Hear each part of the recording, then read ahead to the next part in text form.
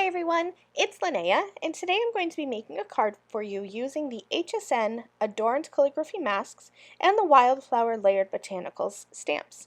These are from LDRS Creative and Squirrel and Vine and sold at hsn.com. These Adorned Calligraphy Masks have a whole bunch of masks, all the letters of the alphabet, in 3 different sizes. I chose the largest one. It's a 3-inch tall M, and I placed that right in the middle of a A2 sized card panel. I'm going to be cutting this down later, so it doesn't really have to be perfectly centered, but I wasn't sure what direction this card would go, so I placed it right in the center.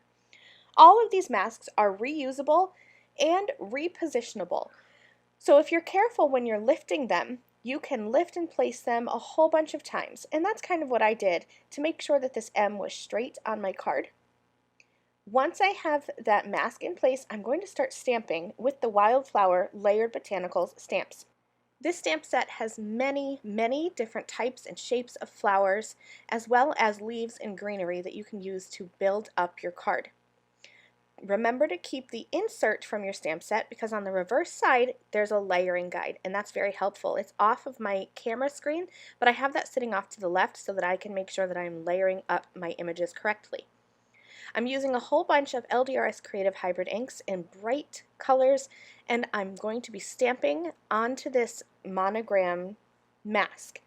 Now, in order for this technique to work, you want to make sure that you are stamping on and off of the mask. What's going to happen is you're going to see part of your stamped images, and when you remove this mask, you're going to have a white space behind it, and that letter M is going to kind of magically appear. So you can see here that I'm just going ahead and I'm stamping and layering a whole bunch of different flowers.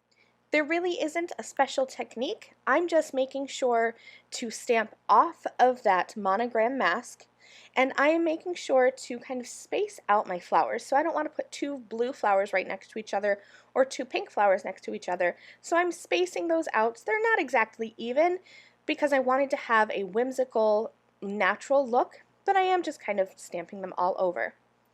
Once I have my flowers done, I'm going to come in with some of the leaves and greenery pieces. And these are kind of my fillers. So I'm just filling in this floral garden.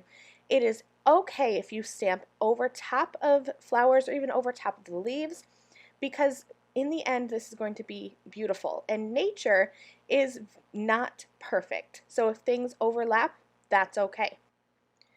I'm making sure that I'm filling in this whole design so that when I remove this mask, that M is going to be really bold and crisp in the background.